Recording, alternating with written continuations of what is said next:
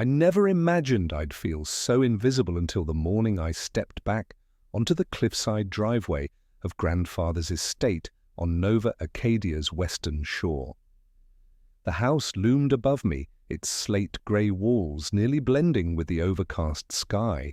I tightened my grip around the worn leather envelope Miriam, the family attorney, pressed into my hand. My heart thundered in my ears, yet my face stayed calm, as if I were watching someone else's life unfold. 2 days earlier, I had been in the gleaming boardroom of my parents' city penthouse. My older sister, Delilah, accepted the $10 million check with a polite smile and tucked it into her designer tote. When Teresa and Edward, my mother and father, turned to me, they said, "Earn your own, Tristan." Their words were polite, almost affectionate, yet their meaning was sharp as broken glass. I nodded without a word, turned, and left, my pulse hammering long after I reached the lobby. They believed I wouldn't come back. They thought I'd slipped into the background of my own life. Yet here I was, back where my grandfather had spent his last years, a place I hadn't visited in over a year. For a moment I stood at the bottom of the porch steps, listening to the wind rustle through the kelp in the tide pools below. Each breath tasted of salt and memory. Miriam's voice, soft and precise, broke the silence. He made it clear this must be opened here, with all family present. I swallowed and followed her across the threshold. The foyer's marble floor was cold under my shoes, the massive staircase coiled upward like a sleeping beast. Everywhere I looked, portraits of our ancestors watched me, stern faces in gilded frames reminding me of expectations I never asked for. Then I saw her. Grandmother Eleanor perched at the top of the stairs like a queen surveying her realm. Her silver hair was pulled back, and the lines around her eyes deepened as she studied me. "You're late," she said, her voice steady. "They'll be here soon." I managed a curt nod. "I'm here." Below us, the drawing-room doors opened. I recognized the polished mahogany table, laid for a dozen but currently empty. China plates rimmed with cobalt sat beside crystal goblets that caught the dim light. I closed my eyes briefly. This table had been the scene of countless family gatherings, each marked by polite laughter and silent judgments. A storm rolled in offshore. The windows vibrated with the first gusts. I felt a thrill of anticipation. A murmur of arrival followed. My parents entered, flanked by Delilah. Mother's smile was practiced, father's composure nearly perfect. Delilah, poised in her tailored coat, gave me a fleeting look of surprise. None of them expected me. Grandmother descended the stairs in measured steps. When she reached the floor, she held out her hand for the envelope. "Give it to me." I hesitated, my fingers brushing the flap. Then I handed it over. She nodded to Miriam, who opened her briefcase and withdrew a thick stack of papers, the official will. But grandmother set them aside and produced a single sheet. Grandfather's final letter. The room grew still. I recognized his handwriting, broad and neat, with a slight tilt. My pulse zoomed. I watched as Miriam read the codicil aloud. "To my grandson, Tristan Mercer. If you are hearing these words, it means I have passed beyond the horizon I admired.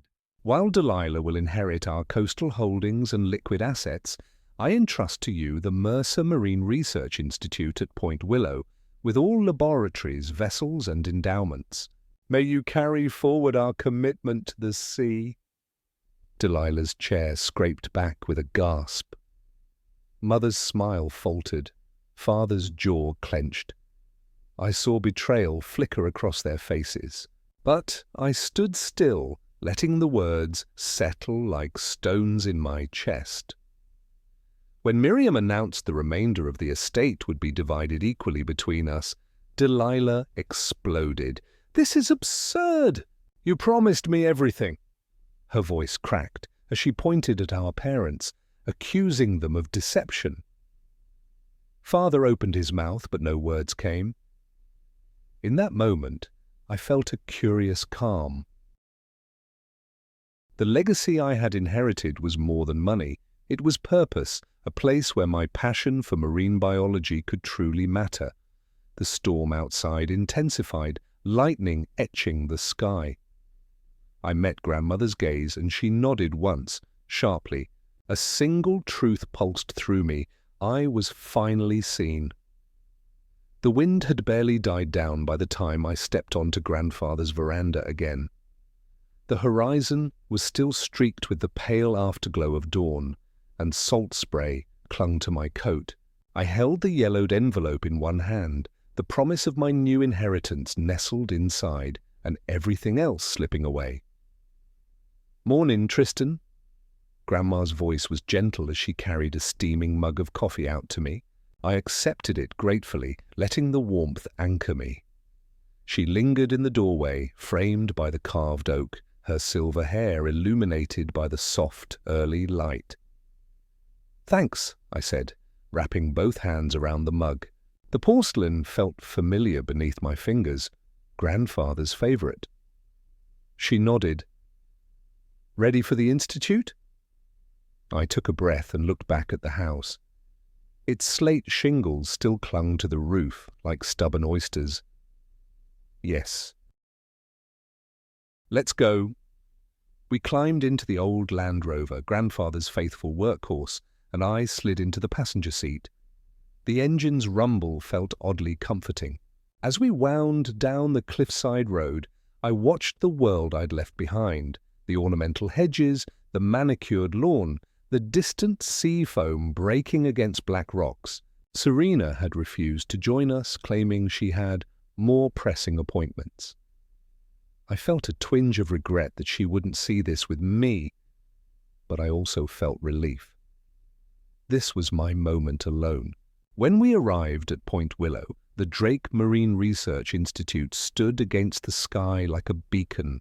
Its white walls gleamed, and the tall observation tower reached up as if to catch passing gulls. I remembered those summers when Grandfather had let me wander freely among the research vessels, teaching me to read the tide charts and identify plankton under a microscope. I hopped out and stretched, the sea breeze filling my lungs. Grandma followed, clutching her coat against the wind. A few staff members stood by the dock, lab technicians unloading crates, graduate students checking sensor arrays, a research assistant bustling past with a clipboard. Their faces registered surprise until I gave a small wave. "Dr. Mercer," called one of the technicians. "Mara," I remembered. "The photobioreactor in the West Wing grew twice its expected biomass last night. The samples are in Lab 3. I smiled at her enthusiasm. "Show me." Grandma watched as I strode past her into the main building. The interior smelled of salt water, ethanol, and humming electronics, a scent that had become part of my childhood. She followed more slowly, her eyes sparkling with pride. In Lab 3, I found the reactor's chambers aglow with emerald algal cultures. Tubes snaked along the walls, feeding nutrient solutions, while a digital display tracked pH and growth rates in real time. I traced the edge of the console. "This is fantastic," I murmured, turning to Mara. "What's your plan for the next phase?" Her grin was contagious. "I was thinking we adjust the light spectrum to mimic spring equinox conditions. Should push the growth another 10%. I nodded eagerly.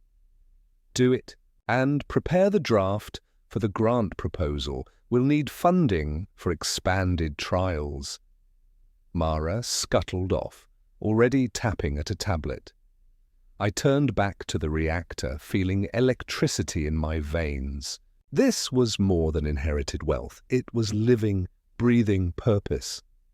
Grandma cleared her throat. "They're expecting you in the boardroom."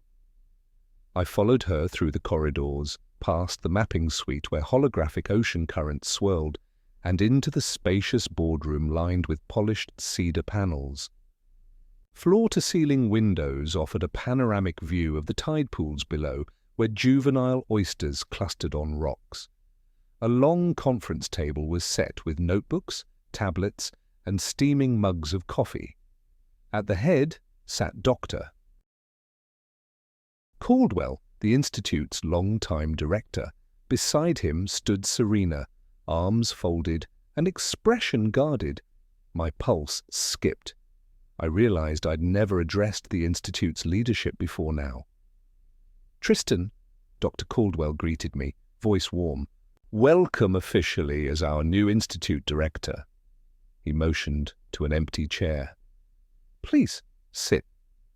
I did, feeling the weight of every gaze. Serena kept her eyes down, but I sensed her tension. He continued, "Dr. Mercer, I've prepared an overview of ongoing projects and budget needs. We'll need your approval on the coastal erosion monitoring expansion and the new microplastic filtration unit." He tapped a tablet, and a holographic presentation flickered to life over the table. Images of eroding shorelines, graphs of declining oyster populations, and schematics of a vessel-mounted filtration system glowed in mid-air. I examined each slide, recalling Grandfather's passion for tackling real-world ocean challenges. When the presentation ended, I leaned forward. "I approve the erosion study expansion, and let's accelerate the microplastic unit's deployment. I want field trials within 3 months. Dr. Caldwell's brow lifted in surprise, then he nodded vigorously. "Understood, Director Mercer." I turned to Serena, who finally met my gaze. Her lips parted as if to speak, but no words came. I offered a measured smile. "The Institute needs both of us. I hope you'll help." Her shoulders twitched, and she looked away. I sensed an apology unspoken, but I let it stay in the air, another seed waiting to root. The meeting closed and staff filed out to carry orders into action. Grandma stood and gently touched my arm. "You did well." I exhaled, feeling a surge of gratitude. The Institute had accepted me, not merely as a darling grandson unworthy of fortune, but as its rightful steward. Outside, gulls wheeled overhead, and the ocean beckoned. In that moment I understood I had not only inherited buildings and funds, but a legacy of purpose and the chance to chart my own course. As I stepped toward the dock, where research vessels bobbed gently, I felt Grandfather's presence in the wind and in every whispered wave, and I knew I was finally home. I woke to the low hum of the tide gauges outside my window and the distant cry of gulls wheeling over the inlet. Light filtered through the lacy curtains in wavering patterns, painting my childhood room with moving shadows.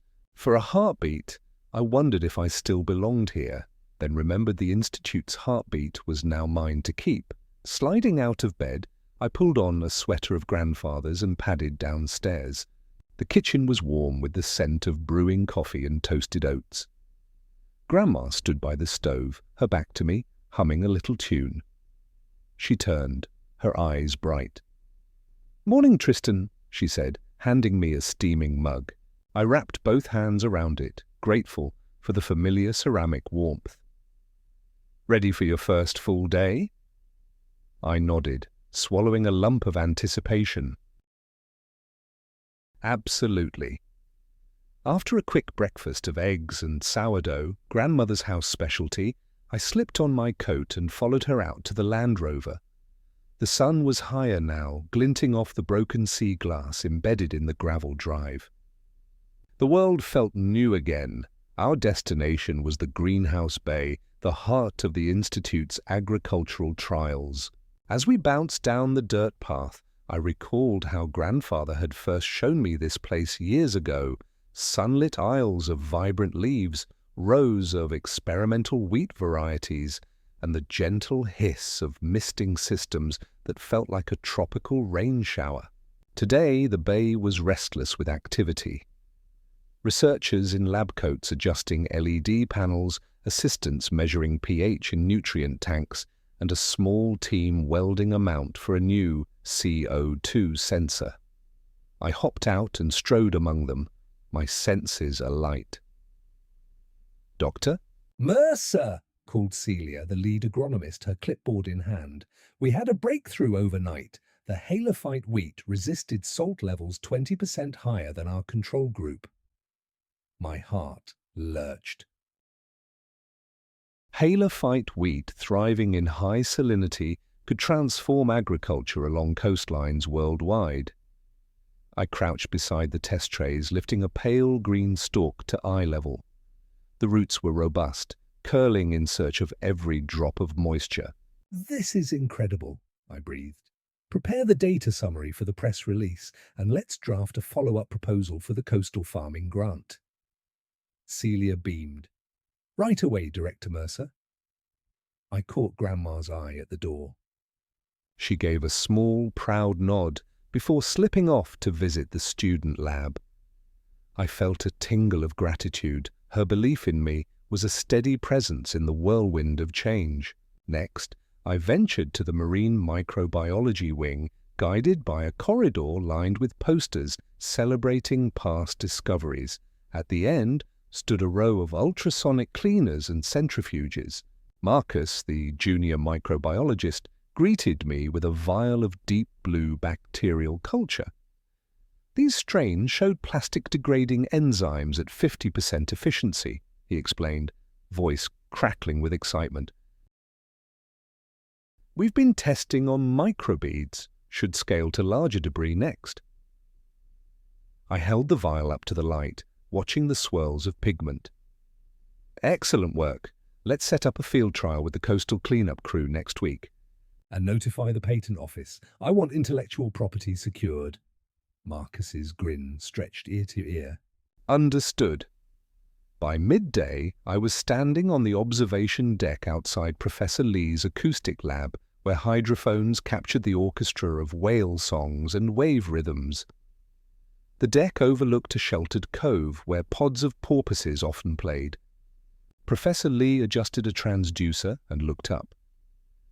"Tristan, if you have a moment, we'd like to demonstrate the new AI filter that isolates individual calls from background noise." I stepped inside, where monitors pulsed with spectrograms. A whale's long, haunting tone cut through static until the software cleaved it into a pure, crystalline note. Goosebumps prickled my skin. "It's breathtaking," I said quietly.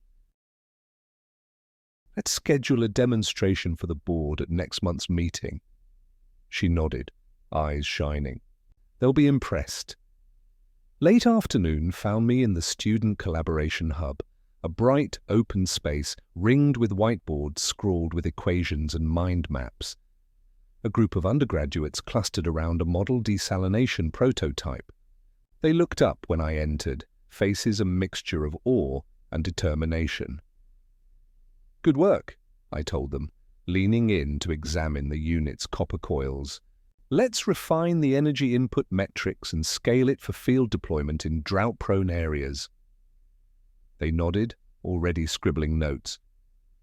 I realized then how essential this place was, not only for research, but for nurturing the next generation.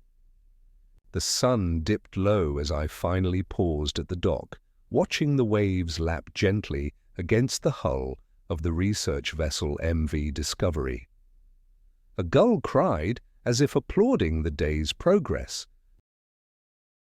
My phone buzzed with messages, data files from Celia, a draft proposal from Marcus, and an invitation to present at tomorrow's briefing. I closed my eyes and breathed in the salt air. Grandfather's vision lived here, in every experiment, every student, every breakthrough. And now it was mine to steward. I sent a quick reply. "Count me in." Walking back up the path toward the main building, I felt the weight of expectation settle comfortably on my shoulders. For the first time, I understood what he meant when he said, "Carry forward our commitment to the sea." This wasn't just an inheritance of land and funds, it was a living mission, and I was ready to lead it into tomorrow. The morning light felt softer than usual when I arrived at the Community Outreach Centre, a modest building tucked between low dunes and salt marsh meadows. It was here, far from the gleaming white walls of the Institute, that I would meet the first class of the Young Ocean Stewards program I'd launched last week. My grandfather had always believed science belonged to everyone, not just ivory tower researchers, and today I intended to honor that belief. I unlocked the double glass doors and stepped into a room humming with excitement. Long tables were arranged in a semicircle, each topped with small aquaria, microscopes, and leather-bound notebooks. Gifts from the Institute emblazoned with our motto, "Learn the sea's language, protect its future." 11 students, ages 12 to 15, sat perched on stools, their eyes bright and their chatter vibrant. "Good morning, everyone," I began, my voice steady even as my heart pounded. Faces turned to me with curious expectation. "I'm Dr. Mercer, and I'm thrilled you're here. This is your lab, your chance to ask questions no one else thought to ask, and to find answers that matter." A hush fell, punctuated only by the click of a camera as our program coordinator, Nia, documented the scene. I gestured to the microscopes. "Today, we'll examine plankton samples from the tide pools. These tiny organisms are the foundation of the ocean's food web. What we discover about them can tell us a lot about the health of the entire ecosystem." Hands shot up. A shy girl named Lila pushed her glasses up. "What if we find something new, like a species no one's seen before?" I smiled. "Then you get to name it and write the paper." That's how science moves forward. We spent the next hour kneeling by the microscopes, murmuring observations. I drifted between stations, pausing beside Matteo, who was grappling to focus his lens. When his sample flickered into view, a swirl of translucent shapes, he gasped. "I see it," he whispered. "There's a moving dot.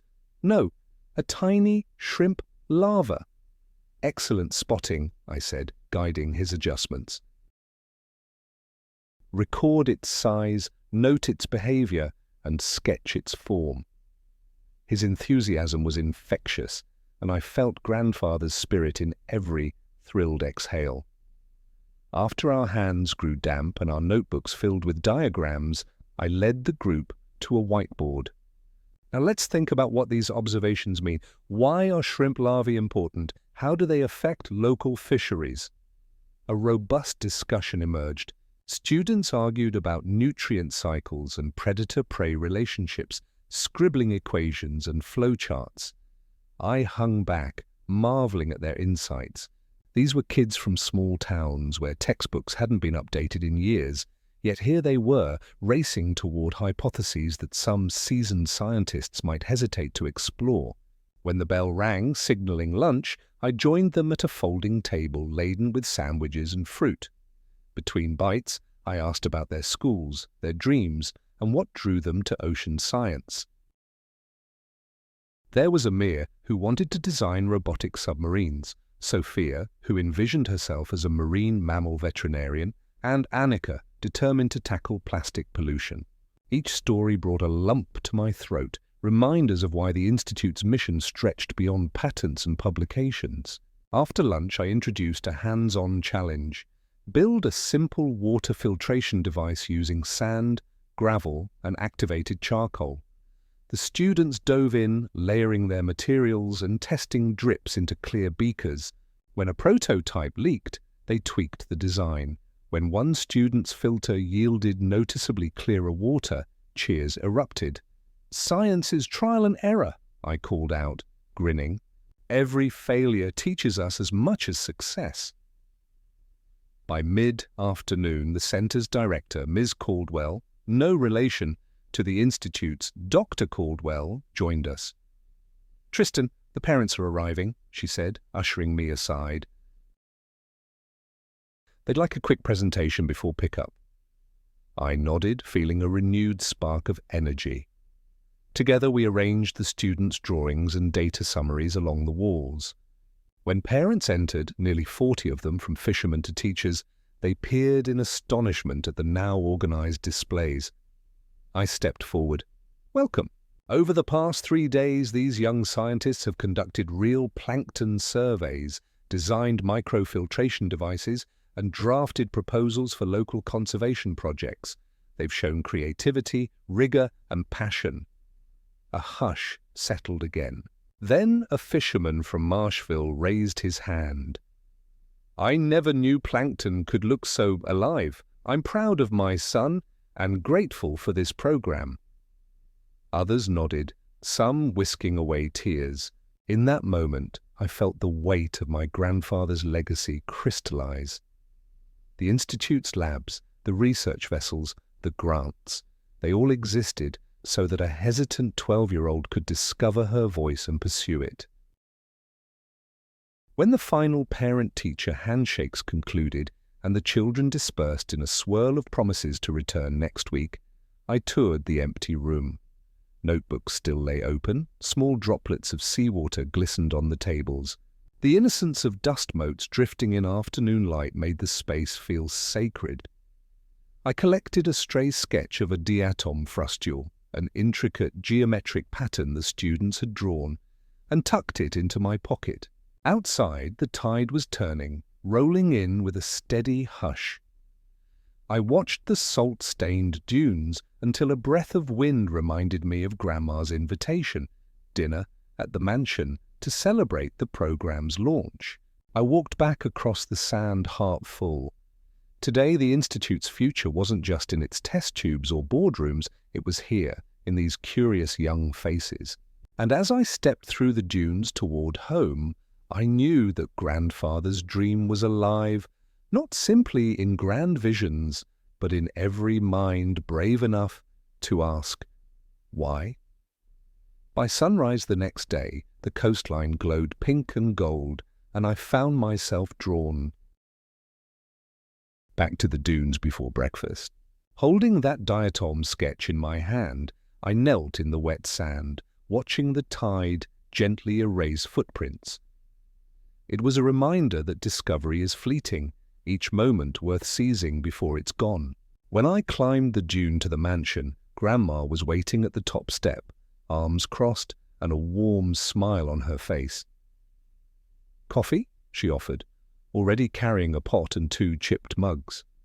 I accepted mine, savoring the bitter-sweet brew. "I saw the program yesterday," she said quietly as we walked inside. "Your grandfather would have been proud." I nodded, stirring sugar into my cup. "They've got real talent, and the community's on board." She linked her arm with mine. "You've given them more than experiments. You've given them purpose." I glanced at her, touched by her faith. "It feels right." Over a leisurely breakfast, Dad called from New Centerville. He'd heard about the Institute's new initiatives and wanted to discuss joint funding. For the first time, I hesitated before responding. Our conversation was polite but guarded. He spoke of brand and legacy, but I realized I craved partnership rooted in genuine respect, not family obligation. After I hung up, Grandma patted my hand. "Will you speak with him again?" I exhaled. "Maybe, but only if he listens." The morning brought a flurry of meetings at the Institute. First, I met with the communications team to plan announcements for our next grant cycle. We decided to highlight student research, showcasing those young ocean stewards alongside our senior scientists. I drafted messaging that emphasized collaboration, science as a tapestry woven by many hands. Next, I joined Serena in the archival wing, of all places. She'd requested a tour of Grandfather's personal logbooks. I found her standing before a glass case of leather-bound journals, her posture tense. When she saw me, her stern facade cracked. "I wanted to see his notes," she said softly. "I've been thinking, maybe I was wrong." I registered vulnerability in her voice, something I'd never heard from her before. I stepped closer. "What changed?" Her fingers traced the spine of his final journal. I read his entries about the youth program. He wrote that real change happens when you give people hope. She paused, voice wavering. I missed my chance to help. I'm sorry, Tristan." My throat tightened. For years, the gulf between us had felt unbridgeable. Yet here she was, offering the first olive branch. I placed a hand on her shoulder. "You're here now. That's what matters." Her eyes glistened. "I want to volunteer, teach communication skills to the students like you did." I smiled, relief and warmth flooding me. "I'd like that." Afterward, we walked together through the main lab, trailing clusters of students immersing themselves in projects. Serena paused by the microplastic station, watching Marcus calibrate the filtration rig. She turned to me, enthusiasm in her eyes. "Show me how this works." I led her to the control panel. As I explained the enzyme assays, she leaned in, absorbing every detail. It felt like carving a path toward shared purpose, no longer sister against sister, but partners in vision. That afternoon, I convened the first all-hands forum, inviting every researcher, staff member, and student to the conference hall. I stood at the podium, heart brimming. "Today marks a turning point," I began, looking over the crowd of eager faces. "Our institute is more than brick and mortar. It's a living community. As of now, I'm launching an open-access research fund dedicated to collaborative projects between senior scientists, young ocean stewards, and our community partners. Let's break down barriers and share knowledge freely." Applause erupted, resounding like waves against the shore. I saw Serena nodding beside me, Mara cheering, and Grandpa's portrait smiling from the wall. Afterwards, staff lingered to shake hands and share ideas. I found Nia, our coordinator, huddled with two students about a new coastal cleanup robot design. I knelt to join them, sketching motor placements and buoyancy plans on a scrap of paper, their eyes lit with possibility. As dusk approached, I left the institute and walked the path down to the tide pools. The sunset set the water ablaze with molten gold, and I knelt by the edge, dipping my hand into the chilly depths. Tiny organisms slid past my fingers, oblivious to human ambitions. I thought of every step I'd taken, from the storm-lashed veranda to the lab's breakthroughs, from the classroom's laughter to Serena's tentative apology. Each moment had brought me closer to understanding that legacy isn't merely what you inherit, but what you build and share with those around you. Standing, I looked out at the vast ocean. Tomorrow would bring new challenges, new questions, and new discoveries. But tonight, bathed in the afterglow, I felt an abiding certainty I was not invisible. I was seen, supported, and ready to carry forward the work begun by my grandfather, and now by all of us together. Fog rolled in thick off the sea the morning I awoke to the urgent ring of my phone. It was Mara, her voice taut with alarm. "Dr. Mercer, we've detected a sudden drop in oxygen levels within the kelp beds. Possible anoxia event. We need your guidance." I threw on my boots and jacket, my coffee forgotten on the bedside table, and raced out to the dock. The MV Discovery drifted at anchor just beyond the breakwater, its hull shrouded in mist.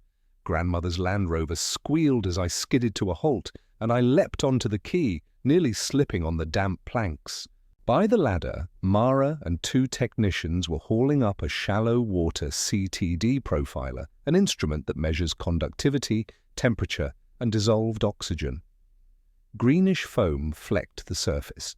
I grabbed the profiler and examined the readout, oxygen at 15% of normal levels. In those cold digits lay a threat to the entire nearshore ecosystem. "Let's launch immediately," I ordered, handing the logger to a deckhand. "We need spatial data, plots every 50 meters along the kelp forest edge." On deck, the wind whipped my hair as I barked instructions. Serena arrived, breathless, having driven herself from the campus. Her eyes reflected both fear and determination. "I'm here to help," she said, picking up a handheld pH meter. Together we steered the small survey boat into the grey murk. I monitored the profiler's readings on my tablet, while Serena collected water samples in sterile vials. Each drop she poured into her test chamber sizzled beneath the probe's sensor. "pH is stable," she reported. "No acidification spike." I frowned, which suggests a biological, not chemical, trigger. The third sampling station lay at the fringe of the forest. I released the profiler into the water, and as it sank, I noticed the kelp beneath writhed in long, ghostly sweeps. The profiler pinged, oxygen at 10%. Below the surface, I heard the low rasp of dying gas bubbles escaping from decomposing biomatter. "That's too low to sustain most organisms," I told Serena. "If we don't act, the denitrifying bacteria could bloom unchecked, collapsing the system." She nodded. "What's the mitigation protocol?" I tapped my tablet. "We need to inject oxygen, cascading diffusers along the bed, at least 30 of them, to restore levels above 50%. Contact the maintenance crew onshore and prep the modules." Back at the Institute by mid-morning, the halls echoed with the click of boots and urgency. I convened an emergency task force in the control room, a brightly lit chamber lined with monitors displaying live sensor feeds. Before me sat Celia, Marcus, Nia, and two marine engineers. Serena joined at my side, water-stained and resolute. "Here's the data," I began, waving towards the screen. Maps of dissolved oxygen plummeting along the coastline. "We have a rolling anoxia event. Our immediate priority is to deploy oxygenation diffusers to halt the die-off." Celia tapped at her tablet. "We have 20 modules assembled in the greenhouse bay. They're designed for controlled release aquaculture, but we can reroute them." Marcus added, "I've recalibrated the diffuser membranes for higher flow rates. We'll need extra compressed air supplies." I assigned roles. Celia would oversee diffuser reconfiguration, Marcus would handle air logistics, Serena would supervise diffuser deployment boats, and Nia would coordinate shore-based crews.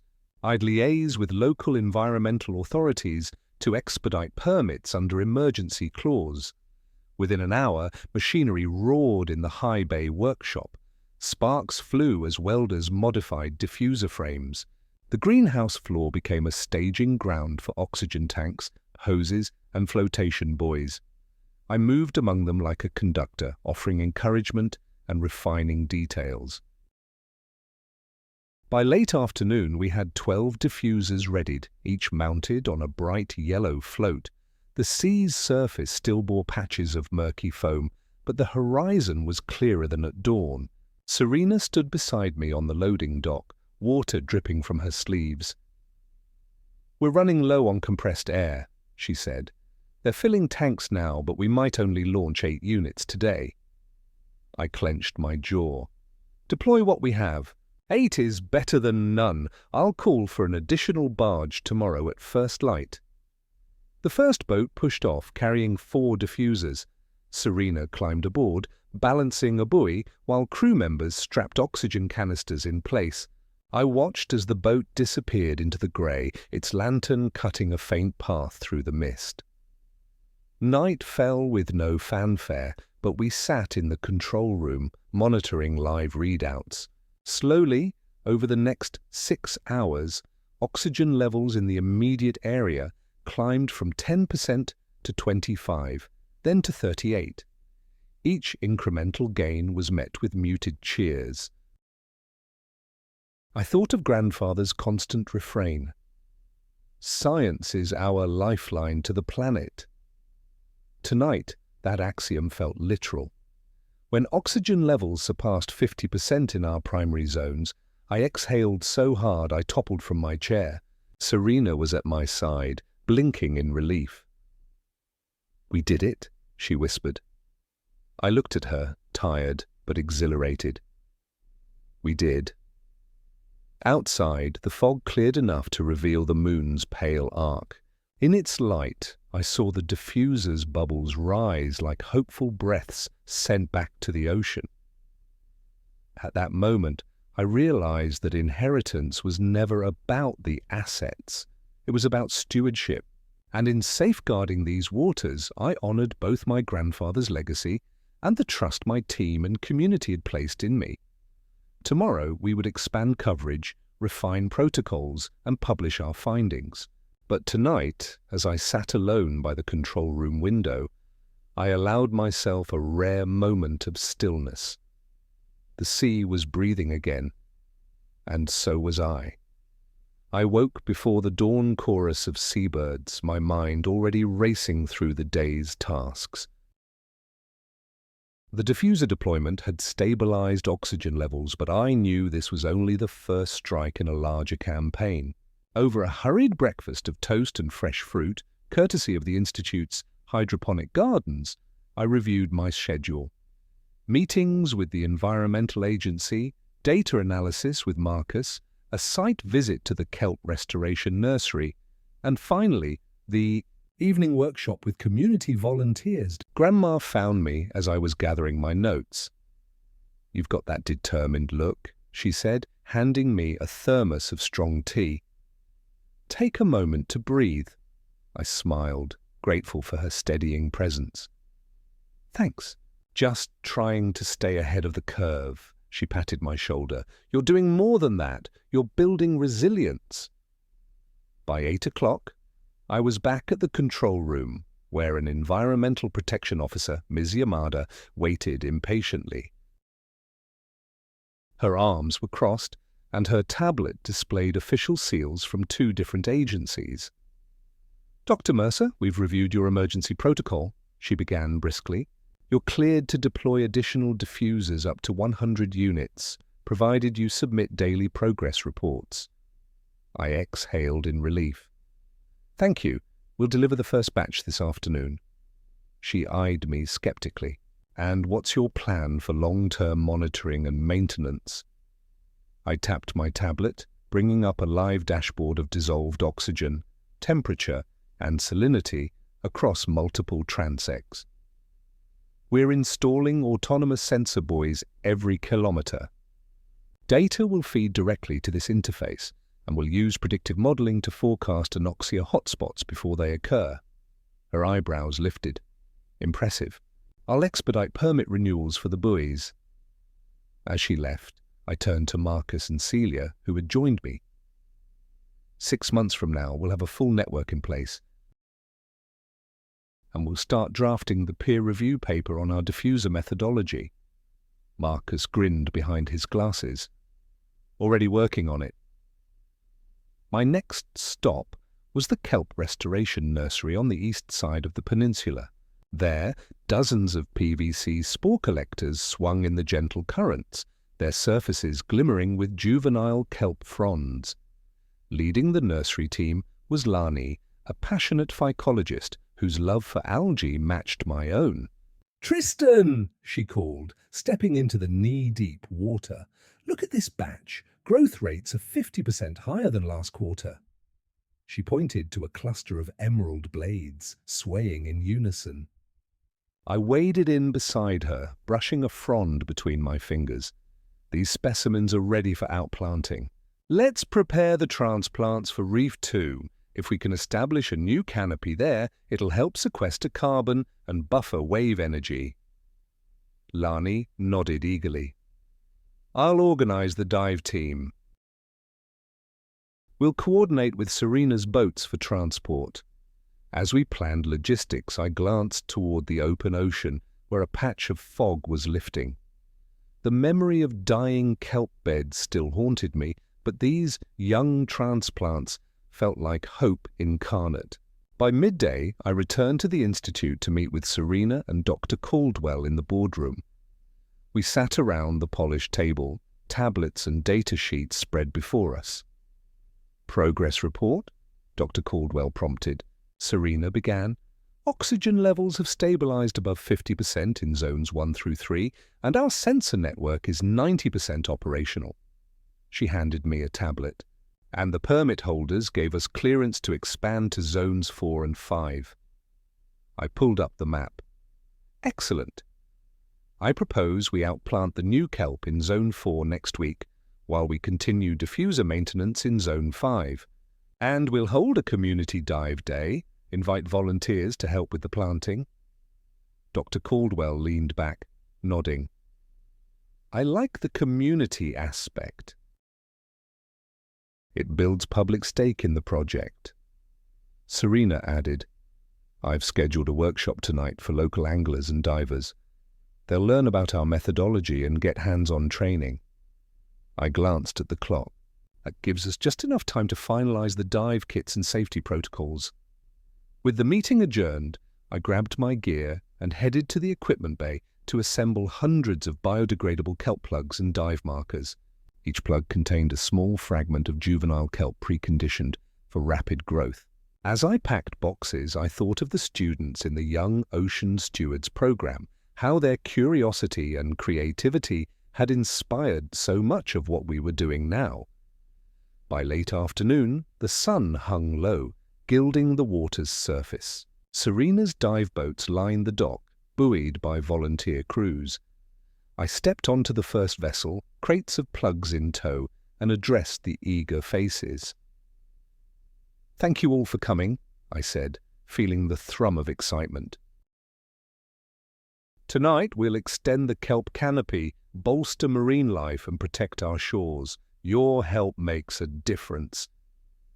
The divers launched into the twilight sea, lanterns bobbing like distant stars.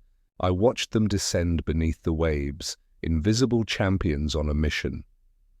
On the return trip, I stood at the bow, the wind tugging at my jacket. Serena joined me, her expression content but tired. She slipped her hand into mine. "We're doing it," she said softly. I squeezed her hand. Together. As the shoreline lights flickered into view, I knew the path ahead would bring new challenges, storms, funding hurdles, and ecological surprises. But tonight, with oxygen restored and kelp forests thriving anew, I felt the full measure of possibility. We arrived back at the dock under a canopy of stars. Volunteers drifted ashore, hands clammy with salt and pride. I thanked each one, offering hot cider and words of gratitude. When the last lamp was extinguished and the dive boats were secured, I walked the empty dock alone. The sea was calm, each ripple reflecting moonlight in silver threads. I paused at the rail and touched the frigid water. In that moment, I understood that stewardship is not a single act, but a continuous commitment, one that spans tides, generations, and communities. My grandfather had given me the map. I was charting the course, and as long as I breathed, I would honor that trust with every wave I helped save. I arrived at the Institute before sunrise, drawn by the low hum of the satellite uplink in the communications wing. Today was our first international teleconference with researchers in Brazil and Kenya, partners in our regenerative agriculture trials inspired by the coastal resilience work. Grandfather always believed solutions could flow both ways, from sea to soil, from one shore to another. Inside the dimly lit lab, sensors blinked on and off, and a large screen displayed 3 empty video panels waiting to fill with faces half a world away. I sipped my coffee, its warmth grounding me, and tapped my tablet. Ready in 5 minutes? By 8 o'clock, Doctor. Alvarez's face appeared in the top window. Her lab in São Paulo was bright and bustling. Below her, Dr. A. Mwangi's office in Mombasa flickered into view, the afternoon sun gilding her desk. I took a steadying breath. Good morning and good afternoon to our partners, I began. Thank you for joining today's Regenerative Futures Forum. I'm Tristan Mercer, Director of the Drake Marine Research Institute. Let's dive into progress reports. Dr. Alvarez spoke first, outlining their kelp-based biofertilizer trials. We've applied the algal extract to maize fields, and early indicators show a 35% yield increase. Her enthusiasm was palpable. I nodded. That's fantastic. Please upload the detailed metrics to our shared portal. We'll integrate them into our next grant deliverable. Dr. Mwangi then described how our saline-tolerant wheat protocol had adapted to coastal soils near Kilifi, boosting harvest stability after storm surges.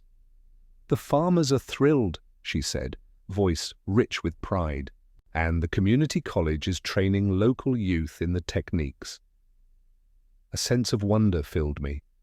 Our institute's coastal research had legions of new lives thriving thousands of miles away.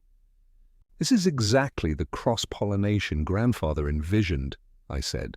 Let's expand our knowledge exchange. I propose monthly workshops rotating between our sites. They agreed enthusiastically, and we sketched a schedule. Brazil in June, Kenya in September, and Nova Acadia next December, coinciding with our annual Student Symposium. As the call ended, I powered down the uplink and leaned back, marveling at the global tapestry we were weaving. Just then, Grandma poked her head in, carrying 2 mugs of fresh brewed tea. You look like you just crossed oceans, she teased, setting the mugs on my desk. I smiled, accepting the warm mug. I did. She raised an eyebrow. What's next on your itinerary? I checked my tablet. Field visit to the estuary restoration site, then a meeting with the grant committee, and tonight a dinner with potential philanthropic donors. She sighed. I remember when your biggest worry was scoring well on your marine biology entrance exam. I laughed softly. Seems a lifetime ago. The estuary site was a 30-minute drive along the winding coastal road.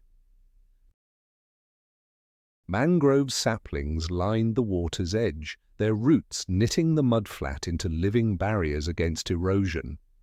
A team of restoration ecologists waited, shovels and salt-tolerant seedlings in hand. I slipped into rubber boots and waded in beside them. "Morning, Dr. Mercer," called Noah, the lead ecologist. "We've mapped 3 zones needing reinforcement after last week's storm surge. We began planting 1 small mangrove, 2, 3, each sapling a commitment to the future. The sun climbed, and I felt the mud squish between my toes, anchoring me to this work. Between plantings, I explained our new predictive model for surge frequency, built from oceanographic data and community surveys. Local fishermen paused to watch and ask questions, their interest obvious. When I showed them how planting mangroves could buffer wave energy and support fish nurseries, their skepticism turned to optimism. One of them, an elder named Kojo, gripped my shoulder. "I see our children playing in these roots," he said. "Thank you." His words struck me profoundly. Stewardship isn't only about science, it's about hope and community. Back at the Institute, I met with the grant committee, Celia, Marcus, Serena, and 2 external reviewers. We reviewed budget projections for the next fiscal year, balancing research expansion with outreach commitments. I championed funding for additional student fellowships and the upgrade of our remote sensor network. After lively debate, the committee approved my proposals. When the chair announced unanimous support, I felt a surge of gratitude for this team, each member embodying grandfather's vision in their own way. That evening, I donned a navy blazer and joined Grandma at the mansion terrace for a donor dinner. Lanterns glowed among potted ferns, silverware gleamed, and gentle music drifted through the air. 3 benefactors, philanthropists in marine conservation, arrived and I guided them through our institute's journey, from a storm-tossed kelp forest to international agricultural partnerships, from student empowerment to community resilience. They listened, intrigued, and asked thoughtful questions about metrics and impact. Over courses of fresh-caught fish and citrus sorbet, I sensed their growing alignment with our mission. At the end of the evening, one donor slipped me an envelope. "Consider this seed funding," she said with a smile, "for your student fellowship program so more young scientists can find their place, as you did." I accepted it with a bow, heart swelling. Outside, the stars blanketed the sky, and the sea shimmered in the lantern light. When the guests departed, Grandma and I stood on the terrace, the soft clip of her knitting needles punctuating the night. "You did well," she whispered. I leaned into her embrace, feeling the weight of the envelope in my pocket. We did. Together. Under the vast heavens and the timeless tide, I knew our work was far from over, but also that we were exactly where we needed to be. Kennedy once said, "We choose to go to the moon." Tonight I felt we had chosen to protect the Earth, one wave, one child, one sapling at a time. 2 weeks later, I found myself pacing backstage at the Pacific Climate Summit in San Francisco, a towering glass pavilion overlooking the bay. My palms throbbed in my pockets, and I ran a hand through my hair as I listened to the tail end of the previous speaker's remarks on coral restoration. When the applause died, I took a deep breath and stepped forward to the podium. Under the bright stage lights, I felt both exposed and electrified. I adjusted the lapel microphone and looked out at the sea of faces: environmental ministers, tech entrepreneurs, NGO directors, and reporters hunched over notebooks. Above their heads, the Golden Gate Bridge's silhouette peeked through misty air, a reminder that this city had long been a gateway for ideas, for innovation, for change. "Good morning," I began, my voice steadier than I expected. "I'm Dr. Tristan Mercer, director of the Drake Marine Research Institute. 6 years ago, I stood in my grandfather's coastal home, overlooked by many in my own family. And today I stand here because of a vision rooted in stewardship and science. Our institute's journey from a converted barn at Harbour Point to a global research and outreach hub shows what's possible when we build bridges between disciplines and communities." I clicked a button on my remote, and the screen behind me lit up, with images of kelp forests swaying beneath the waves, students examining plankton under microscopes, mangrove saplings taking root in muddy estuaries, and smiling volunteers unloading research boats. The montage advanced to charts showing oxygen levels restored, crop yields increased, and community members trained in conservation techniques. "Tonight," I continued, "I have the honor of receiving the National Climate Innovation Award for our oxygenation diffuser network and our Regenerative Futures partnerships in Brazil and Kenya. But this award is not mine alone." I paused, letting the words sink in. "It belongs to every student who dared to ask why, to every fisherman who learned to plant a mangrove, to every researcher who shared data openly, and to every donor who believed in our mission." When I finished, the audience rose in a standing ovation that shook the pavilion's glass walls. I felt tears prick the corners of my eyes, tears of gratitude, of relief, of recognition. I accepted the Crystal Award with both hands, its facets gleaming like a carved wave. Backstage, Serena was waiting, her eyes bright with pride. She wrapped me in a tight hug. "You did it," she whispered. I laughed through my tears. We did it. That evening, after a gala dinner on a rooftop terrace, I slipped away to the balcony. The Pacific stretched out before me, the water dark and endless under a moonlit sky. In my jacket pocket was a small photograph of 10-year-old me, grinning in front of grandfather's kelp tanks. I pulled it out and pressed it to my heart. I thought of the path I'd walked, the cold confrontation at the will reading, the fury of my family, the quiet solidarity of Grandma, the careful reading of grandfather's letter, the first steps at the Institute, the program for young ocean stewards, the emergency response to anoxia, the global partnerships, and the donor dinners. Each chapter had tested me, taught me, and propelled me forward. A soft voice interrupted my reverie. "Mind if I join you?" It was Dr. Alvarez, flown in from Brazil for the summit. She held 2 mugs of tea. "Please," I said, gesturing to a nearby chair. She handed me a mug, and we watched the fog roll in from the water. "Your story inspired our entire team," she said. "In São Paulo, students are designing new crop trials using your kelp biofertilizer model."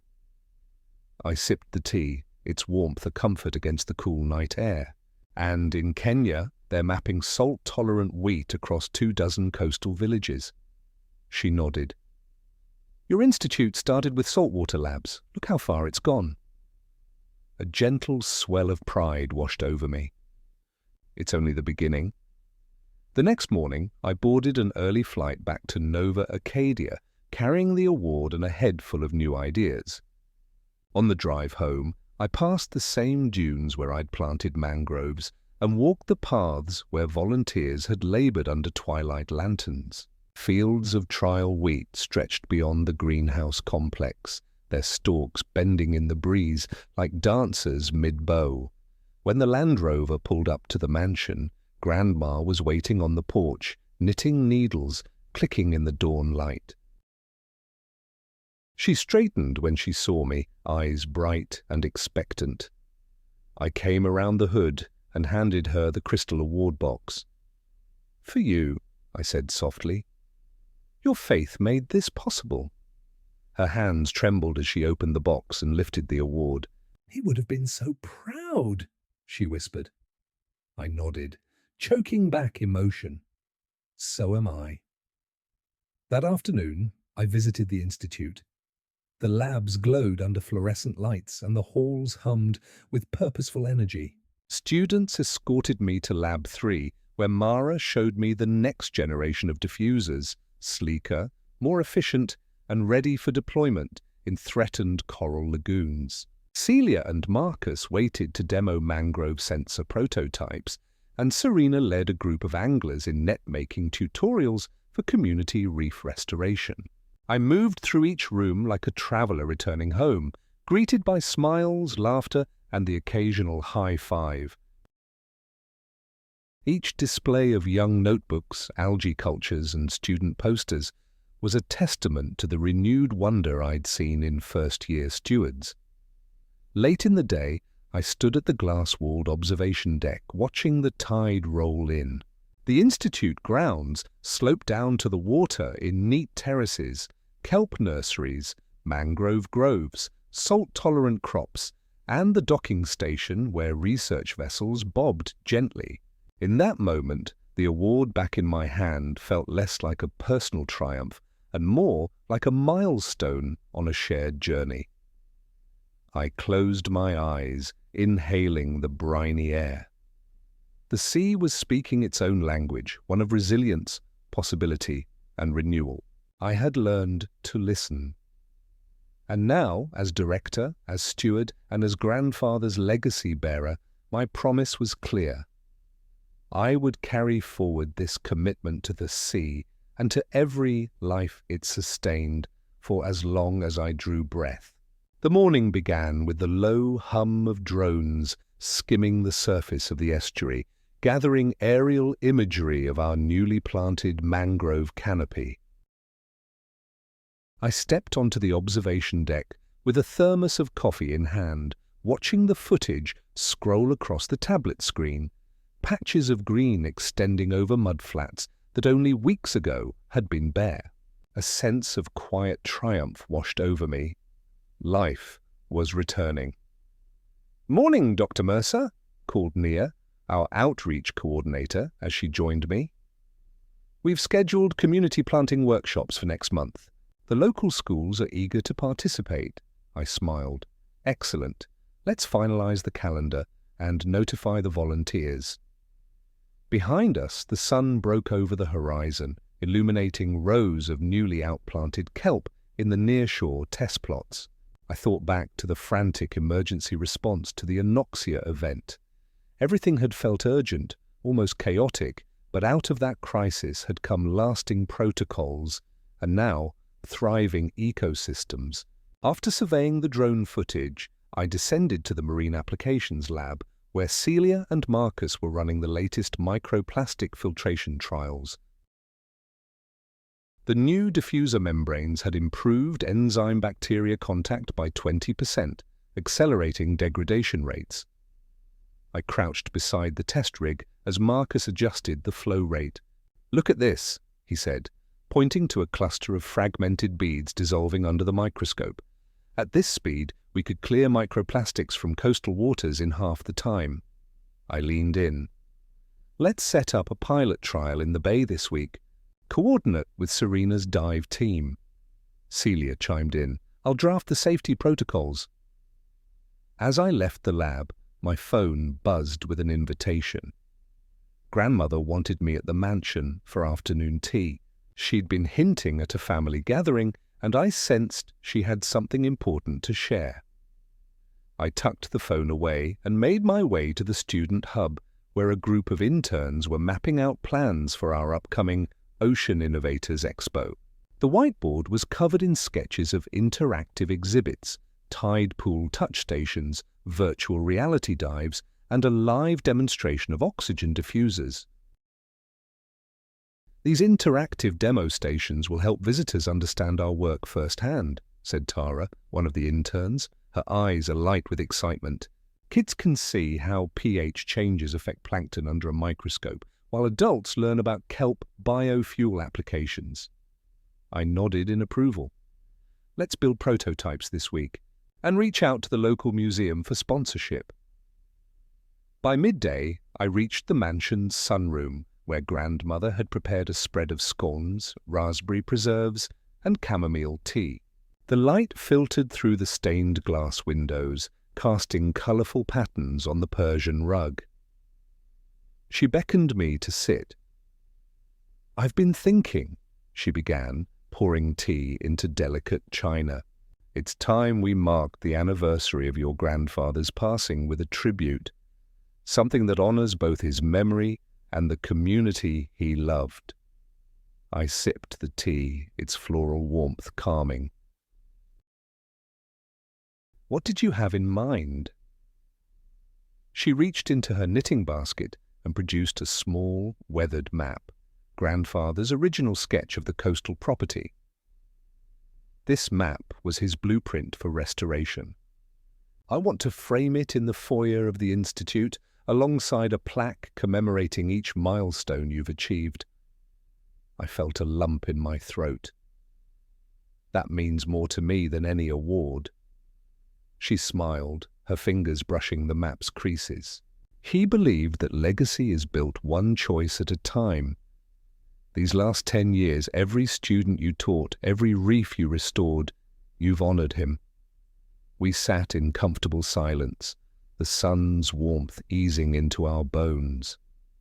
Later, I drove back to the Institute with the map secured in the front seat, imagining it hung in the foyer, a testament to the journey from house to harbour, from promise to purpose. In the afternoon, I convened a design review for the Ocean Innovators Expo with our communications and exhibit teams. The room buzzed with energy as they refined layouts and drafted copy. I offered feedback on sequence flow, suggesting that visitors begin with the kelp forests, move on to water filtration demos, and conclude in the estuary reflection space where they could plant a virtual mangrove seed using interactive tablets. When the meeting adjourned, I headed to the coastal restoration site with Serena. We climbed into her boat and scanned the horizon, juvenile mangroves now stretched in tidy rows, their aerial roots already catching silt and fostering new invertebrate habitats. "I never thought I'd care so much about seedlings," Serena admitted, tightening her coat against the breeze. I laughed. "Neither did I until I saw what they can do." She nodded thoughtfully. "Thank you for bringing me into this." I watched the water play silver in the late-day sun. "Thank you for staying." As we returned to the dock, I felt the full resonance of every decision, every setback, every triumph. My grandfather's estate had once been a source of family conflict and painful omissions. Now it was a source of life, renewing ecosystems, empowering students, and uniting communities across oceans. That evening, I placed grandfather's map in the foyer, its faded lines now bathed in new light. Beneath it, a brass plaque read, "In honor of Walter Mercer, whose vision sowed the seeds of stewardship, presented on the 10th anniversary of his passing by his son, granddaughter, and the countless lives he inspired." Standing there, I realized that the greatest inheritance is not wealth, but the chance to write one's own story, rooted in the past, branching toward the future, nourished by choices made with courage and compassion. And as the tide whispered against the shore beyond the entrance, I knew the story was far from over. The morning light slanted through the tall windows of grandfather's original study, illuminating the dust motes that danced above the rosewood desk. I had returned to the mansion to oversee the installation of grandfather's map and plaque, but the stillness of the room pulled me into memory. Here I had first learned of his ocean research, seated on his knee as he showed me tide charts and algae samples. I let my fingers brush the desk's polished surface, its grain warm beneath my touch. Then I turned to the wall where the framed map now hung, a testament to vision and perseverance.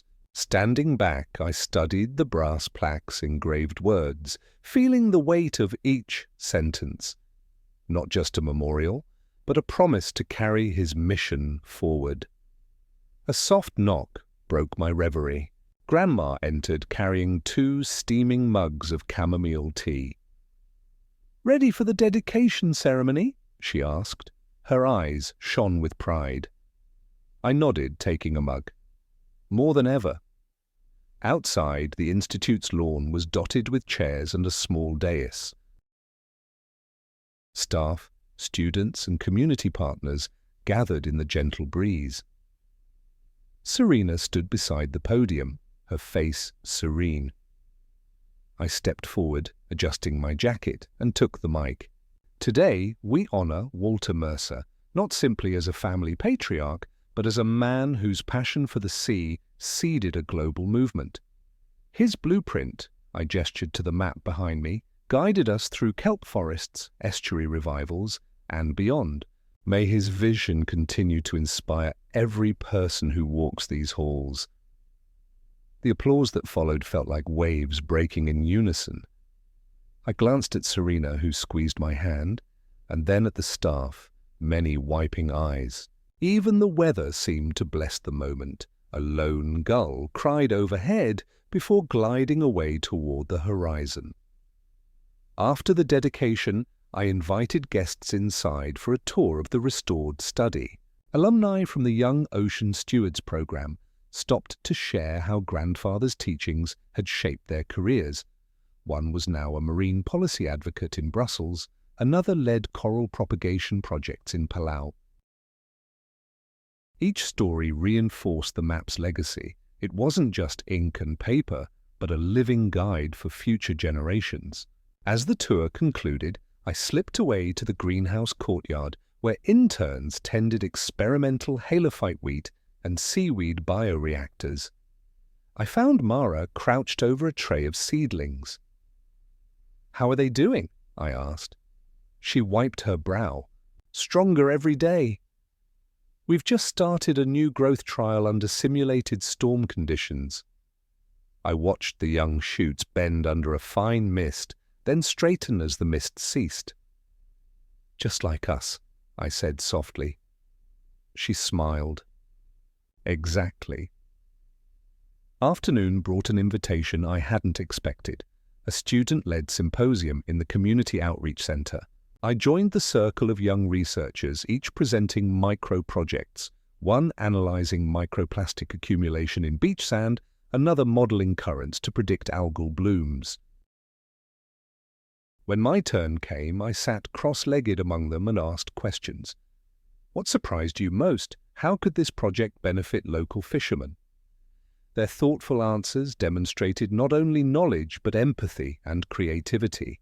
One girl, Naomi, handed me a small model of a water filtration unit she'd built from recycled plastic. "I want to help people without buy-in to expensive equipment," she said. I examined her model, imperfect but ingenious, and felt a surge of hope. "This could be scaled up for rural communities," I told her. "Let's prototype your design at the lab next week." Her grin lit up the room. The other students clapped, and I realized that mentorship was one of the greatest inheritances I could offer. As dusk fell, I returned to the mansion for a quiet dinner with Serena and Grandma. In the dining room, Grandfather's favorite painting, a stormy seascape, hung above the sideboard. Over roasted vegetables and fresh-caught fish, we spoke of next year's plans, launching a new fellowship in marine agriculture integration, expanding our international partnerships to Southeast Asia, and hosting an annual summit for young ocean Innovators. Serena reached across the table and raised her glass of iced tea. "To Grandpa's map and to the stories we haven't written yet." I clinked my glass against hers. To stories yet to come. Later, I wandered back to the study one last time before bed. The map's soft glow seemed to pulse with possibility. I ran my hand along its faded contour lines, Grandfather's hand still guiding mine. Closing the study door behind me, I carried his legacy forward, not as a burden, but as an open invitation to explore, to protect, and to dream.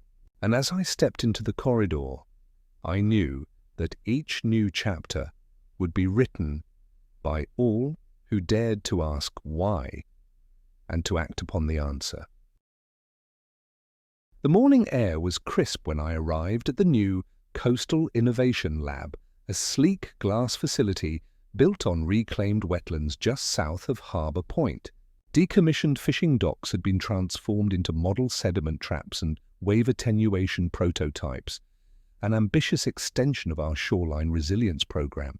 I stepped inside the lobby, where a digital tide clock ticked down the hours to our grand opening ceremony.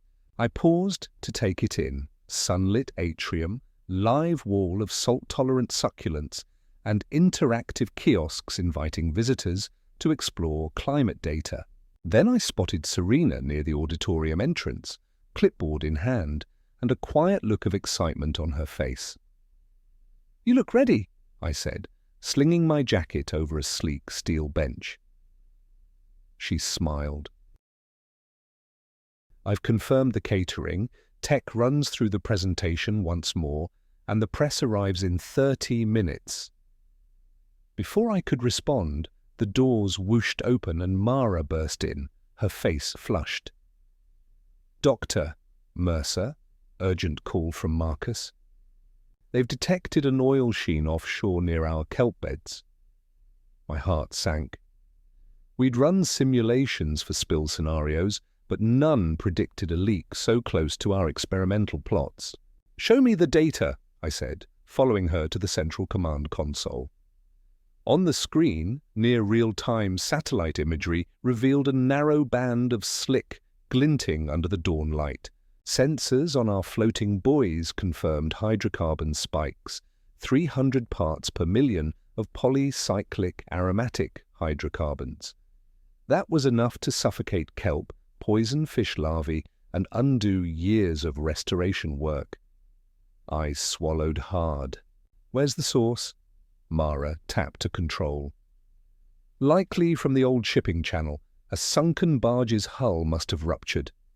My mind raced. We had protocols: deploy containment booms, activate oil-eating bacteria trials, and notify agencies.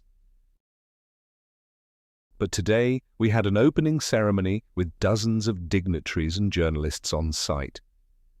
Everything hinged on controlling this narrative and protecting the Bayside ecosystem we'd spent a decade rebuilding. I took a deep breath. "Serena, can you stall the ceremony?" She glanced at her clipboard. "I'll announce a brief technical delay. They'll understand." I nodded. Turning to Mara and two field ops engineers, I laid out the plan. First, boom deployment along the plume's trajectory. Deploy as many booms as you can within the hour. Second, inoculate the containment area with our hydrocarbon-degrading bacterial consortium. Third, begin biomass removal of affected kelp fronds for lab analysis. They snapped to action. I sprinted to the boathouse, grabbed a radio, and barked orders to the outfitting team. My heart hammered, but my voice was calm enough to inspire confidence. Minutes later, I stood on the deck of the response boat as engineers cast bright orange booms into the water. Waves slapped the hull, sea spray stinging my cheeks. Off to port, the sheen shimmered like an oil painting gone wrong. My stomach clenched at the thought of ruined habitats. As the booms unfurled, Serena's voice crackled in my earpiece. "I've informed the press. Ceremony delayed by 30 minutes due to technical emergency. They're pointing cameras this way." I exhaled. "Good. Let's focus on mitigating." Back at the lab, I oversaw the mixing of bacterial cultures. The bioreactors switched from algal to hydrocarbon substrates. Marcus and Celia adjusted flow rates and nutrient concentrations to encourage rapid microbial degradation. Each petri dish seemed small against the vast ocean, but every drop counted. By mid-morning, the containment booms had corralled a significant portion of the slick, and the first slurry tanks were inoculated. Drones buzzed overhead, capturing footage for our environmental report. The press boats hovered at a safe distance, lenses trained on the flotilla of efforts. I knew the cameras and headlines were inevitable. This was both crisis and opportunity to demonstrate that proactive science and community resilience could confront even this threat. At noon, with booms in place and bacterial inoculation underway, I convened a press briefing on the lab's observation deck. Journalists jostled for position as I stepped forward, lime green safety vest zipped up over my shirt. The wind tugged at my hair. "Thank you for your patience," I began. "We've identified an oil leak from a sunken vessel, and our team has responded immediately with containment booms and our hydrocarbon-degrading bacterial consortium. These measures will not only curb the spread of pollutants, but also begin the natural biodegradation process." I turned to staff behind me, Mara, Marcus, Serena, each nodding in solidarity. This incident underscores the urgency of combining restoration science with rapid response protocols. Our institute is committed to protecting marine ecosystems, and we are confident these actions will minimize ecological impact. Reporters peppered me with questions, timelines, long-term effects, and accountability. I answered swiftly, transparently, and steered them toward our upcoming open house demonstration of the biodegradation results. By mid-afternoon, word spread that the containment was 80% effective, and bacterial assays showed a 20% reduction in hydrocarbon concentration within 4 hours, an unprecedented rate. The press coverage shifted from alarm to cautious optimism, highlighting our institute's innovative approach. As the sun dipped toward the horizon, I finally allowed myself a moment to exhale. I walked along the newly reinforced tidal terrace where healthy kelp swayed in the evening current. Though a few fronds at the edge had shriveled, the central beds remained vibrant, a testament to our swift intervention. Serena joined me, her safety vest streaked with oil stains. She slipped a hand into mine. We did what we could. I squeezed her hand. Yes, and the ecosystem will heal. That night, I returned to the Coastal Innovation Lab under the glow of floodlights. The containment booms still stretched across the bay like guardian ribbons. Inside the lab, engineers monitored fluorescence assays indicating bacterial activity, data streaming in real time. I hovered at the control console, eyes fixed on the graphs as lines crept downward, signifying pollutant reduction. I thought of my grandfather's words, "Science is our lifeline to the planet." Tonight, that lifeline had been tested under duress and had held strong. Exhausted but gratified, I stepped onto the lab's terrace and looked out at the calm water beyond the booms. The sky was a tapestry of stars, and the ocean mirrored their light. As gentle waves lapped the shore, I understood that stewardship meant readiness for unexpected storms, both literal and figurative, and the resolve to answer every call for protection. Clutching the rail, I silently promised this. Whatever tomorrow brought, new spills, rising seas, or uncharted challenges, this institute would stand ready. For the sea, for the students, and for every life woven into the tapestry of our shared home. The next morning, exhaustion seeped through every muscle, but I couldn't linger in bed. The oil containment had held, the bacteria were consuming the slick, and our emergency protocols had passed their first true test. Today, though, the Institute needed me for a different crisis, budget hearings with the University Board to secure ongoing funding for our community programs. I brewed coffee in my office, poring over spreadsheets while the tide clock ticked down to our meeting. Serena knocked and slipped in, her expression sympathetic. "You look like you ran a marathon last night." I offered her a tired smile. Feels like I did. I handed her a data brief. Could you glance at these figures? I need to make the case for increasing our youth fellowship by 20 scholars next year. She scanned the numbers quickly, brow furrowing. These impact metrics are solid. Graduation rates, published papers, community projects, you'll get the approval. I nodded, steeling myself. Thanks. By mid-morning, the boardroom was a study in academic formality. Dark wood paneling, leather chairs, and an elongated table set with nameplates. A dozen professors and trustees sat, their gazes polite but probing. At the head, Dean Hernandez cleared his throat. "Dr. Mercer, we appreciate your report on the spill response," he began. "However, fiscal constraints require us to reassess fellowship expansions." My pulse quickened. I rose, smoothing my suit jacket. "Dean, members of the board, our youth fellowship isn't an expense, it's an investment. Last year alone, our fellows delivered 15 community workshops, mentored over 200 students, and co-authored 7 peer-reviewed studies. These efforts enhance our institute's reputation and fulfill our civic mission." I clicked a slide showing smiling students in tide pools, parents applauding their discoveries, and headlines lauding our crisis response. Moreover, the fellows helped develop the rapid response diffuser protocols, directly contributing to our successful oil spill mitigation. At the slide's end, I locked eyes with each trustee. If we cut fellowships now, we lose the very drivers of innovation, those who bridge science and society. A hush fell. Then Dean Hernandez nodded slowly. "Your argument is compelling. We'll approve the full 20-scholar expansion, contingent upon annual performance reviews." Relief washed over me. The board applauded lightly as I returned to my seat. Serena slipped me a congratulatory nod. I exhaled, gratitude and adrenaline mingling. That afternoon, I walked the corridors of the Institute, buoyed by the board's support. In the genetics wing, I paused at Mara's bench, where she was analyzing oil byproduct degradation curves. She looked up, eyes bright.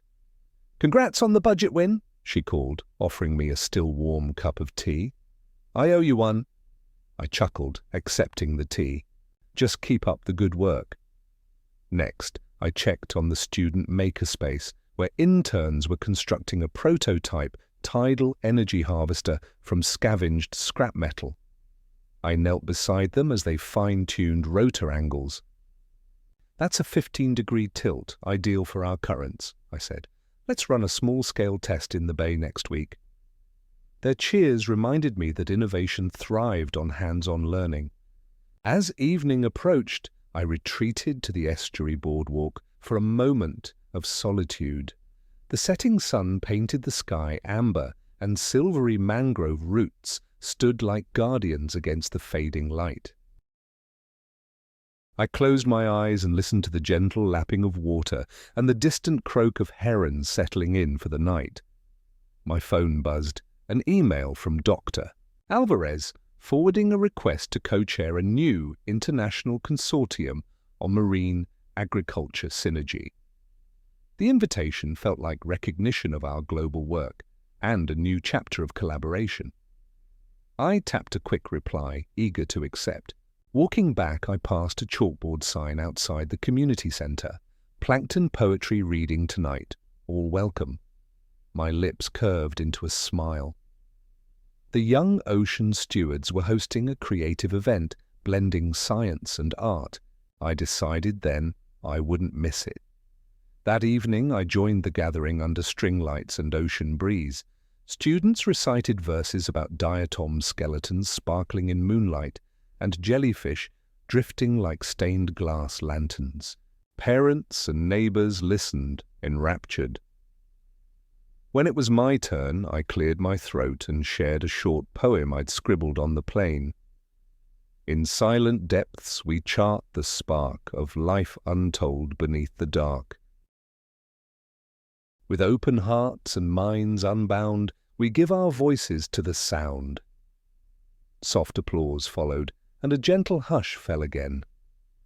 As I stepped down, a girl I recognized from the estuary program pressed a small shell into my hand. "For your poem," she whispered. I knelt to her level. "Thank you, it's perfect." Under stars and the hush of gathering waves, I realized my role wasn't just as scientist or director, but as storyteller, translating the sea's mysteries into human experience. And as the ocean's own poetry unfolded around me, I felt the deepest connection of all to the planet I called home and to every curious soul eager to listen. Dawn broke with a riot of color over Harbor Point, and I found myself drawn to the shoreline before sunrise. The gentle hiss of waves against the mangrove roots was a familiar comfort, the soundtrack of home. I clipped on my field vest and slipped into waders, knowing today's task would take me down the estuary channel. By mid-morning, I stood on the floating boardwalk where the kelp nursery barges were moored.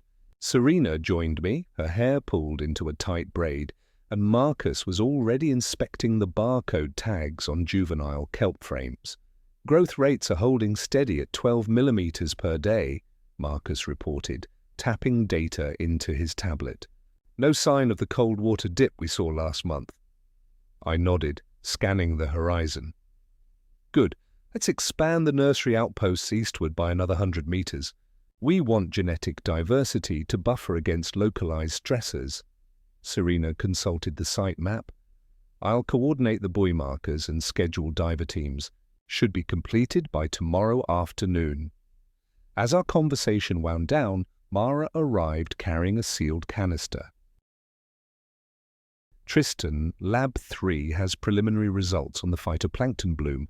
There's a new microalgae strain thriving in warmer surface waters. It could boost carbon sequestration by 20%. My pulse quickened. Excellent. We need to sample its lipid profile for biofuel potential and run toxicity assays. Let's fast-track those experiments. With assignments in place, I grabbed my notebook and walked the nursery's edge. Each barge was planted with experimental kelp strains, their fronds dancing in the tidal current. I paused at one frame labeled Line Delta-4, the cold-tolerant cultivar we'd engineered last year. Its robustness had been a revelation during winter storms. A faint honk alerted me to an incoming skiff. I looked up to see two interns, Liam and Priya, piloting the boat laden with fresh spore collectors. They waved, excitement on their faces. "We've collected the first batch," Priya called as they tied up. "The spore density is twice our baseline." I clapped my hands. "Fantastic work. Transfer them to the lab's growth chambers and tag the cultures for lineage tracking." "This is breakthrough data." They beamed and scampered off, leaving me with the gentle slap of waves. I breathed in the briny air, salty, alive, full of promise. By noon, I convened a cross-disciplinary meeting in the Sunroom conference room. On the agenda, integrating biofuel research with the youth-led community workshops. The room hummed with synergy as members of the marine biology, chemical engineering, and education teams gathered around a long driftwood table. I opened with a smile. Our aim is to align the new Delta-4 algal strain with our next-gen bioenergy curriculum. We'll pilot a hands-on module where students extract lipids and test combustion efficiency in microgenerators. Engineers nodded, educators pulled out lesson outlines, and biologists sketched flowcharts. Within an hour, we had a cohesive plan, a week-long intensive workshop next summer with 10 students building and testing their own algae-powered devices. As the meeting adjourned, Serena slipped me a note. "Guest speaker slot open at the Global Aquaculture Conference in 2 weeks. Interested?" I smiled, scribbling a quick reply. "Count me in." The rest of the afternoon was a blur of coordination, drafting emails to partner schools, approving lab resource allocations, and signing off on procurement requests for new bioreactors. Each digital signature felt like a small victory in the larger tapestry we wove. Late in the day, I stole a moment of solitude at the estuary overlook. The sky glowed copper and rose as the tide crept in. A heron stood sentinel on a submerged log, its long neck curved in calm contemplation. I closed my eyes and reflected on how far we had come, from that fateful will reading to the sprawling research campus and community programs. My reverie was broken by the soft beep of my tablet. A data alert. The first toxicity assays on the new microalgae came back clean. No harmful metabolites detected. I exhaled in relief. "Yes," I whispered to the wind.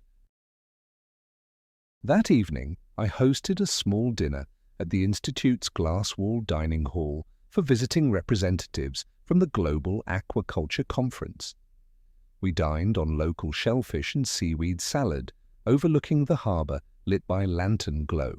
Conversation buzzed around sustainable feedstocks, carbon accounting, and equitable tech transfer. When dessert arrived, citrus panna cotta infused with microalgae oil, the guests leaned in with curiosity and delight. After dinner, I delivered a brief toast to collaboration across disciplines, across oceans, and across generations. May our shared work continue to nurture both people and planet. Glasses clinked, smiles all around. As laughter and conversation swirled, I realized that each project we undertook was a seed planted in fertile ground, destined to grow in unpredictable, wondrous ways. Walking home under a crescent moon, I passed the mangrove boardwalk one last time. The water mirrored silver lamplight, and juvenile kelp swayed like silent choristers. I paused, placed a hand on a weathered railing, and felt the pulse of it all, the ocean's rhythm, the community's heartbeat, and my own steady resolve. Tomorrow, new challenges would emerge, rising seas, policy shifts, technological hurdles. But tonight, I basked in the knowledge that we had built a strong foundation. And as long as we listened to the sea, asked the questions that mattered, and responded with both science and compassion, our work would endure. I awoke before the dawn chorus flickered through my window, carrying with it the soft promise of a new day.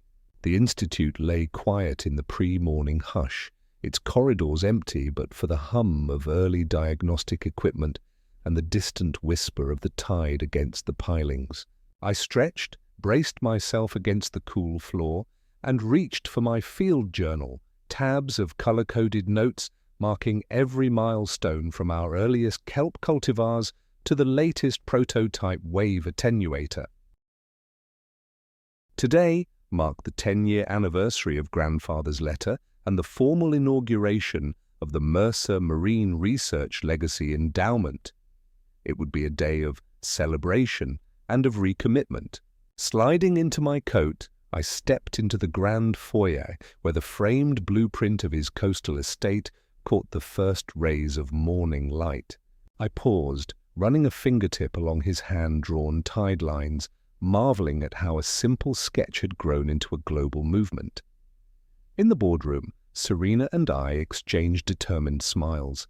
The room was already set for a small gathering, chairs arranged in a semicircle, a long table draped with a navy cloth, and a single lectern bearing the Institute's seal.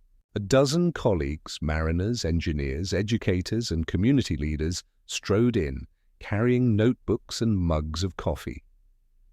I welcomed each with a nod, noting the breadth of expertise gathered. This was our extended family, forged by salty air and shared purpose. I took the lectern.